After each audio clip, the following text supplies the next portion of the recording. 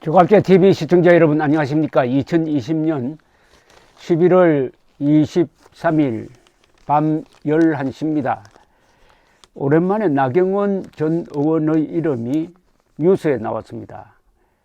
차기 서울시장 후보 적합도 조사에서 박영선 중소벤처기업부 장관이 18.3%, 나경원 전 의원이 17.9%, 오차 범위 안에서 1, 2위다라는 여론조사가 언론에 보도되었습니다. 한국사회여론연구소와 CBS가 지난 20일에서 21일 사이 서울 거주 만 18세 이상 1019명을 조사한 결과라고 합니다. 어떤 식으로 조사를 했느냐 하면은 서울시장 보궐선거 출마를 선언하거나 출마가 유력한 후보들 중에서 누가 적합하다고 생각하느냐는 질문을 던졌다는 겁니다. 더불어민주당의 박주민 의원은 10.8%로 3등, 우상호 의원 6.3%, 4등, 금태섭 전 의원 6.1%, 국민의힘 소속인 조은희 서초구청장 6.1% 이렇게 되어 있고, 박영선 장관은 40대와 50대에서, 나경원 전 의원은 60세 이상 연령층에서 높은 지지를 받았다, 이렇게 나와 있습니다.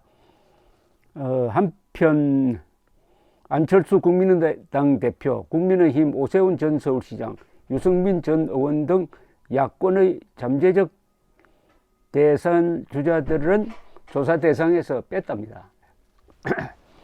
그런데 여기에 대해서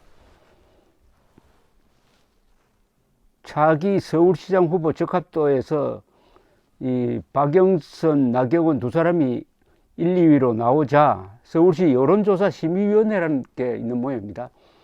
그래서 이 조사 과정에 일부 지역의 할당 가중치, 그러니까 조사 방법에 좀 문제가 있었다 해가지고 공표나 보도를 할 수 없다고 판단했다는데, 이게 무슨 강제성이 있는지 하는 생각이 듭니다. 이미 다 보도가 되었는데, 그리고 조사기관에서는 확인해 보니까 할당 산정 때 착오가 있었다. 그럼에도 이번 조사 결과에 영향이 거의 없고, 권역을 5곳이 아니라 4곳으로 묶으면 가중치 차이 문제를 풀 수 있을 것 같아 수정 공표할 수 있게 설명하고 있다라고 했습니다. 그건 참고로 하고요. 어쨌든 이 조사에서 나경원 전 의원이 상당히 높게 나왔습니다. 나경원 전 의원이 서울시장 선거에 나올 생각이 있는 듯 합니다. 최근에 이 책을 냈습니다. 나경원의 정언이란 책인데요. 저도 이거 읽어보고 있습니다. 100년 동안이란 출판사에서 나왔는데 이 책이 상당히 재미가 있습니다. 흔히 국회의원들이 내는 책은 그냥 선거용으로 성의 없이 쓰는 게 대부분인데, 여기서는 주로 작년에 있었던 일, 이분이 자유한국당 원내대표로서 1년 동안 치열하게 싸웠던 기록이 여기 있어가지고 좀 비사가 있습니다. 미래통합당 전에 자유한국당이죠. 자유한국당의 원내대표로 황교안 대표와 투톱 체제를 유지를 하면서 상당히 잘 싸웠죠. 저는 잘 싸웠다고 봅니다. 다만 마무리가 좀 이상하게 됐어요. 왜냐하면은 3대 악법을 저지해야 되는 그 막바지에 갑자기 황교안 대표가 나경원 원내대표를 경질해 버렸습니다. 사실은 당헌에 따르면은 의원총회 결의에 따라서 연장할 수가 있는데도 불구하고 편법으로 상당히 여기에 불만을 많이 토로하고, 이 책에서 나경원 의원은 거기에 대해서 좀 불만스럽게 쓰고 있습니다. 물론 그때는 승복을 했지만은 왜 그랬을까 하는 생각이 듭니다. 저도. 어쨌든 나경원이라는 이름이 오랜만에 나오니까 하나 확실하게 알 수 있는 것은 서울 시민들 머릿속에 나경원이라는 이름이 상당히 깊게 찍혀 있다는 생각이 듭니다. 비록 지난 총선 때 동작에서 낙선했지만은 마음이나 머릿속에 남아있다. 이 정치인이 두 종류입니다. 국회의원직을 잃으면 금방 잊혀지는 사람이 있어요. 그런데 국회의원직을 잃어도 계속 기억되는 사람이 있습니다. 바로 나경원 의원이 기억되는 분입니다. 이분이 2011년 박원순과 대결해가지고 아주 격렬한 서울시장 선거에 임했다가 이 좌파 특유의 이 음모론에 걸려가지고 낙선을 했고 2012년 총선에서는 공천을 받지 못했다가 그 다음 보궐선거로 당선되었습니다. 그리고 2016년에도 당선이 되었고, 다만 저로서는 아쉬운 게 탄핵에 찬성한 점이죠. 그러나 작년 이 자유한국당이 상당히 투쟁성이 있었어요. 투쟁성은 어디서 나왔느냐? 황교안 대표 그리고 나경원 원내대표 두 사람이 과감하게 광화문으로도 나오고 해서 잘 싸웠는데, 특히 나경원 의원의 연설과 논평이 아주 일품이었습니다. 저는 아침만 되면은 자유한국당 홈페이지로 들어가서 나경원 의원이 무슨 말을 했는지 그걸 보고 기사화하기도 하고 방송도 하기도 했는데, 이분이 말을 참 잘한다는 걸 느꼈습니다. 국회에서도 유명한 연설을 했잖아요. 문재인을 김정은의 수석 대변인에 비유하는 연설, 그리고 광화문에 나와서 연설을 할 때는 가장 인기가 있었던 연사가 나경원 씨였습니다. 이분 연설은 대충 한 10분 정도 되는데 처음부터 끝까지 그대로 글로 옮기면 다 문장이 되고, 그 호흡이 맞고 기승전결이 아주 물처럼 흐르고, 또 위트도 있고 목소리 좋고 연설한 태도 좋고, 제 생각은 김대중 이후에 대중연설로는 최고라는 생각도 했습니다. 반면에 또 같이 나오는 황교안 대표는 우선 연설이 길어요. 한 20분 가고 하나만한 이야기, 좀 미안한 표현입니다만은 해가지고 매우 대조적이었습니다. 그래서 저는 황교안 대표가 나경원 원내대표를 좀 거북하게 생각하지 않을까 하는 느낌까지 받았는데, 이 책에 보면은 왜 황교안 대표가 열심히 지금 3대 악법을 막으려고 노력하는 이 장수죠, 원내대표를 왜 이렇게 무리를 해가지고 바꿨을까? 그러면 그 바꾼 다음에 황교안 대표의 행보가 좀 헷갈렸죠. 특히 유승민과 손잡으려고 하다가 자유한국당이라는 당명을 버리고 미래통합당으로 개악을 하고, 나중에는 절대로 전국 선거를 지휘해야 될 사람이 절대로 지역구에 나와서는 안 되잖아요. 성산도 없는 종로에 나와가지고 완전히 선거 지휘를 못하게 되고, 그러니까 김종인을 불러들여가지고 비상대책위원장을 불러들였고, 그 다음에 총선 개표일 끝나기도 전에 졌습니다 하고 난 집에 갑니다 하고 가버리고, 그 다음에 당은 표류하고 김종인 비상대책위원장 체제로 넘어가고 해가지고 지금은 100명이 넘는 국민의힘 목소리를 다 하나 합쳐도 작년에 나경원 의원 혼자서 했던 말의 무게나 힘에 당하지 못하고 있습니다.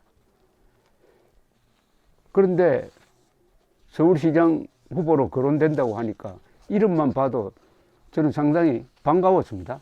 저뿐만 아니라 그런 생각을 하는 시민들이 많으니까 벌써 1, 2위 차이로 이렇게 다투는데, 물론 앞으로 이 국민의힘이란 걸 부를 때마다 제가 화가 납니다. 왜 이렇게 국민들을 고문하는 당명을 만듭니까? 국민의힘 당입니까? 국힘당입니까? 아니면 국민의 짐당입니까? 조롱거리 당명을 만들어 놨어요. 그 좋은 자유한국당이라는 이름을 없애버리고. 그런데 서울시장 후보는 어떻게 내야 되느냐? 김종인, 주호영 두 사람이 약속했잖아요. 미스터 트롯식으로 하겠다. 그러니까 나오고 싶은 사람 다 모아가지고 일대 토너먼트전을 해야 됩니다. 거기에 나경원 의원이 끼어들면은 그 자리가 근사하겠다는 생각도 듭니다. 근사하겠다. 나경원 의원이 작년 봄에 국회 연설에서 한 대표 연설은 오랜만에 사람들 기억에 남는 연설이었습니다. 그 연설을 듣고 제가 아주 기억될 만한 제목만 뽑은 적이 있어요. 국민 여러분, 지난 71년의 위대한 대한민국의 역사가 좌파 정권 3년 만에 무너져 내려가고 있습니다. 그 결과 한강의 기적의 역사가 기적처럼 몰락하고 있습니다. 한미동맹은 붕괴되고 있고 경제는 얼어붙고 산업 경쟁력은 급속도로 추락하고 있습니다. 그리고 이 땅의 자유민주주의가 후퇴하고 있습니다. 힘겹게 피와 땀과 눈물로 쌓아 올린 이 나라가 무모하고 무책임한 좌파 정권에 의해 쓰러져 가고 있습니다. 지난 20세기 실패한 사회주의 정책이 오늘날 대한민국에서 부활하고 있습니다. 베네수엘라의 현실을 두 눈으로 보고도 그 길을 쫓아가고 있습니다. 시장은 불공정하고 정부는 정의롭다는 망상에 빠진 이 좌파 정권이 한국 경제를 벼랑 끝으로 내몰고 있습니다. 세금은 국민 호주머니에서 나오는 국민의 땀과 노력의 결정체입니다. 누구든 대통령이 되기만 하면 마음대로 쓰라고 주는 삼십돈도 아니요, 선심 쓰듯 나눠주라고 주는 쿠폰도 아닙니다. 제발 우리 헌법대로, 헌법에 적힌 대로 하십시오. 문재인 정권의 경제정책은 위헌입니다. 대한민국 헌정질서를 정면으로 무시하는 헌정농단 경제정책입니다. 문재인 정부는 늘 북한이 비핵화에 적극적이라고 설명해왔습니다. 속은 겁니까? 아니면 그렇게 믿고 싶었던 것입니까? 알면서도 국민을 속인 것 아닙니까? 핵심 훈련이 없는 동맹이 존속 가능합니까? 저는 사실상 한미양국이 별거 수순으로 가고 있는 것이 아닌지 참으로 걱정스럽습니다. 별거 상태가 언제 이혼이 될지 모릅니다. 북한에 대한 밑도 끝도 없는 옹호와 대변, 이제는 부끄럽습니다. 더 이상 대한민국 대통령이 김정은 수석 대변인이라는 낯뜨거운 이야기를 듣지 않도록 해 주십시오. 종북을 종북이라고 말하면 친일입니까? 북한 체제에 비판적인 사람은 친일파입니까? 여전히 7, 80년대 세계관에 갇혀 운동권식 정치, 국민 갈라치기 정치로 좌파 이념 독재의 쇠말뚝을 받겠다는 심산으로밖에 보이지 않습니다. 결국 자신들만이 오직 선의요 정이며 모든 반대 세력을 악과 불의로 규정하는 이분법과 선민의식에 찌른 정권입니다. 사상 독재, 이념 독재, 역사 독재입니다. 이런 연설을 요사이 듣지 못하게 됐습니다. 국민의힘에서 나오는 말이 힘이 없어져 버렸어요. 그래서 나경원 의원 하면 저는 이미지가 영악한 의원입니다. 영악하다는 뜻은 뭐냐? 영리하고 악착 같다는 거죠. 나경원 의원이 그래도 낙선한 뒤에 낙심하지 않고 나경원의 정언이라는 책도 쓰고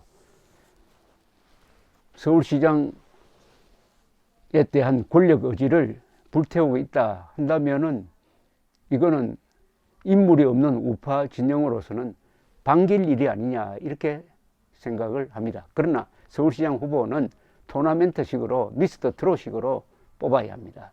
거기에 여러 사람 중에 한 사람으로 나경원 의원이 나오면은 그 자리가 더 흥미진진하지 않을까 하는 생각을 해보았습니다. 감사합니다.